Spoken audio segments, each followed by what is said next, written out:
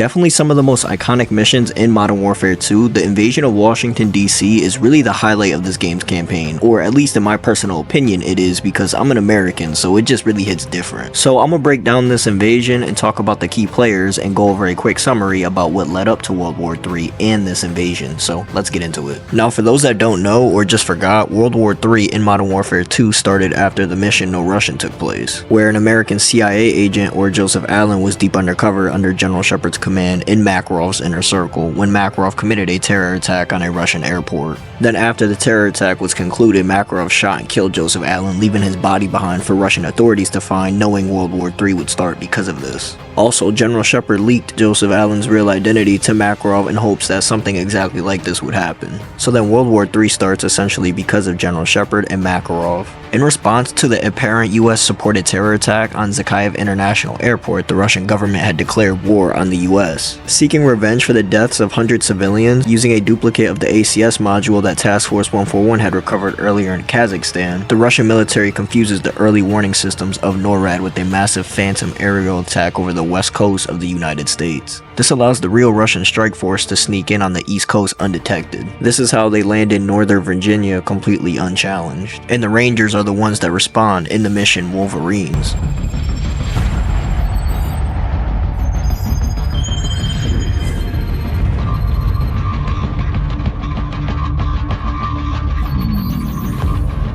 San Bravo, we're reading 70 bogeys in your sector. Please verify.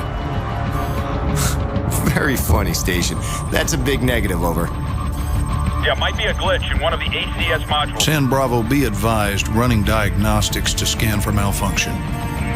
The skies are clear, Station. You've got yourself some phantom dots. Over.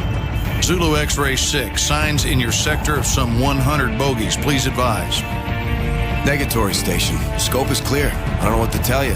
Solar interference, heavy sunspot activity today. Sierra Delta, we may have a minor ACS fault here. Do you have anything on your scope? They're everywhere! Sierra Delta, repeat. I'm looking at fighter jets over I-95! How the hell did they get through? Stand by, attempting to contact the nearest unit in that sector. I read you. This is 1st Battalion, 75th Ranger Regiment. Sergeant Foley, acting commander of Hunter 2-1. Do you copy? Over. All stations be advised. Satellite surveillance has been disabled. SOSUS and paid pause arrays are inoperative at this time.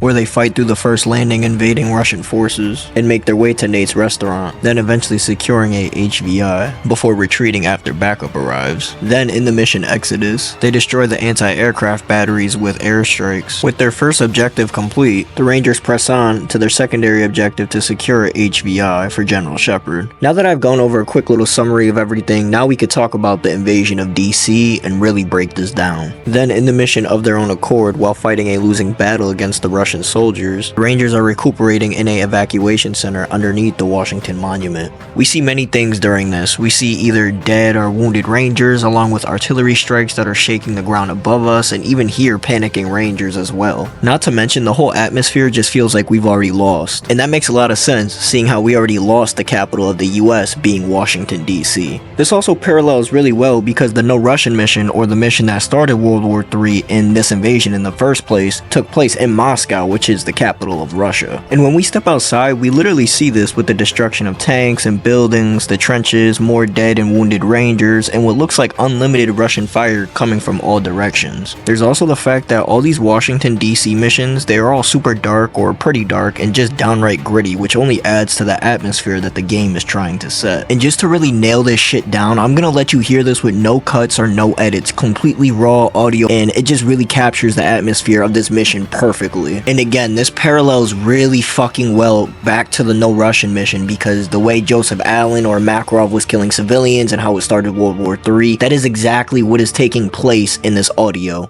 All snipers, enemy fire is interfering with the evac of civilians. Request additional sniper fire on enemy targets west of the monument. Over. We're taking fire at the Washington Monument. We are down to 80% combat effectiveness.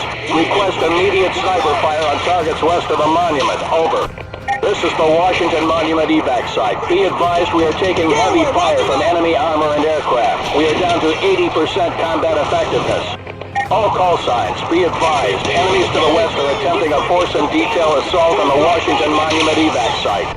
Be advised, hostile forces are attacking the Washington Monument evac site. We are requesting support from any units in the area. Over. We are taking major casualties, military and civilian. Request you engage targets west of the monument. Over. All call signs, be advised, we are taking concentrated fire at the evac site and are losing vehicles and armor. We are down to 60% combat effectiveness. Over. Washington Monument evac site to all call signs. Enemy fire from the west is threatening to destroy our position. We can't take much more of this. Washington Monument evac site to all call signs. Enemy fire is threatening to destroy our position. We can't take much more of this. Washington Monument evac site taking heavy fire. We're down to 50% combat effectiveness. We gotta get more fire support or this evac site's gonna fall. Over. Washington Monument evac site taking heavy fire from enemy armor and aircraft. We're down to 50% combat effectiveness. All call signs. This is a Washington Monument evac site. Be advised, our situation is critical. We can't take much more of this. We need more time to get these cities out of here. All call signs. This is a Washington Monument evac site. Our status is critical. We're still taking fire from enemy armor and aircraft. Please assist. We are taking heavy casualties at the evac site. Combat effectiveness is at 30%. We can't sustain much more damage. All call signs be advised. We have civilians taking a march to defend the evac site, but they're totally untrained. We're on the verge of being overrun. We need help now. This is the Whiskey Mike evac site. Combat personnel are mostly dead. We're below 10% combat effectiveness. Request additional fire support. Over. Whiskey Mike evac site to all call signs. Enemy is founding rapidly on our position. We're hanging on by a thread here. Over. All call signs be advised. Whiskey Mike evac site is combat ineffective. We're totally pinned down. They're coming in at any second now. Enemy troops are inside the evac site. Repeat, enemy troops are inside the evac site. We lost the cities. No! Now, obviously in this audio we hear a ranger team getting overran at a civilian evacuation site, and as the Russians close in, more rangers die or they lose combat effectiveness. We hear gunfire get closer and closer ultimately until the rangers lose complete combat effectiveness, and this is when civilians have to start arming themselves and help the rangers fight against the Russian soldiers. We hear them completely get overwhelmed, with everyone including the civilians and the rangers dying at the evacuation center. This is just straight fucking horror to hear over a radio in a video game. This was just fucking crazy for its time as well. It's really like small details like that, and then like I said with the whole atmosphere, that just really build the damn mission and help the overall narrative. But if they lose complete combat effectiveness, and obviously that just means all the rangers are dead or no one can really guard the civilians, like what would happen? But when I heard that last line, I was literally almost in shock, because that's just so fucking crazy to me. It's just really, it just hits different because I'm an American. Let me just put it like that, man. It just hits so damn different. Bro, it's only a video game, relax. Bro, I was playing this shit when I was like, what, 8 years old or 9 years old?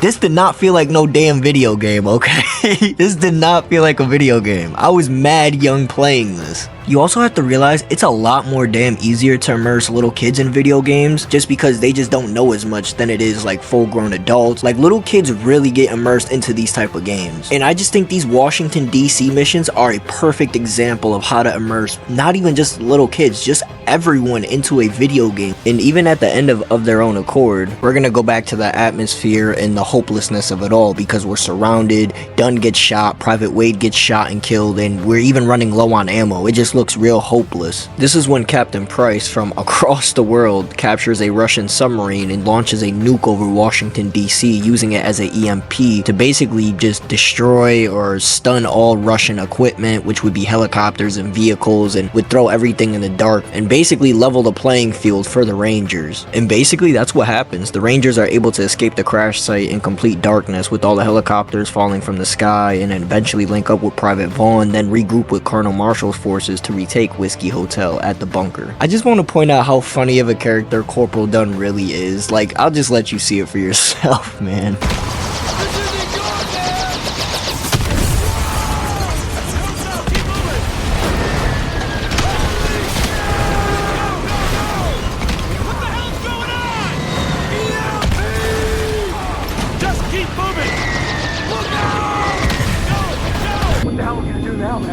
Rossi got us all down. Shit's falling from the sky. We're screwed, man. We're Holy hoot. Get it, Pip Corporal. Our weapons still work, which means we can still kick some ass, huh?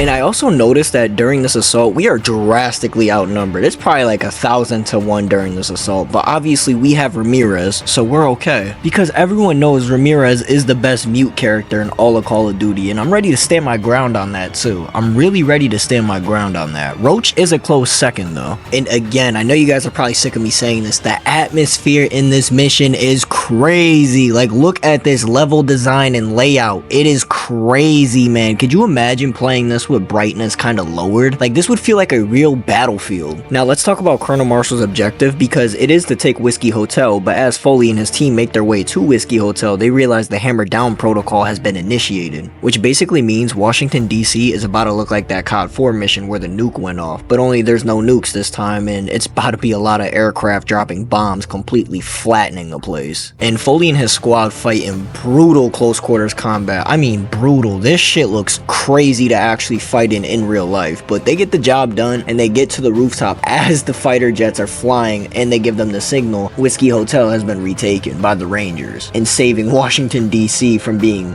bombed into oblivion. This has been the complete breakdown of the invasion of Washington DC and basically what led up to it, being World War III, the key players, quick little summaries in the beginning. I just want you guys to let me know what else I could have touched on or what else I kind of missed, because I'm pretty sure I probably did miss something, because you guys always find something that I missed, so I'm not surprised if I did. Also, let me know who's your favorite Ranger. Mine is Corporal Dunn. Yeah, thank you so much for watching, and yeah, I'll see you in the next one.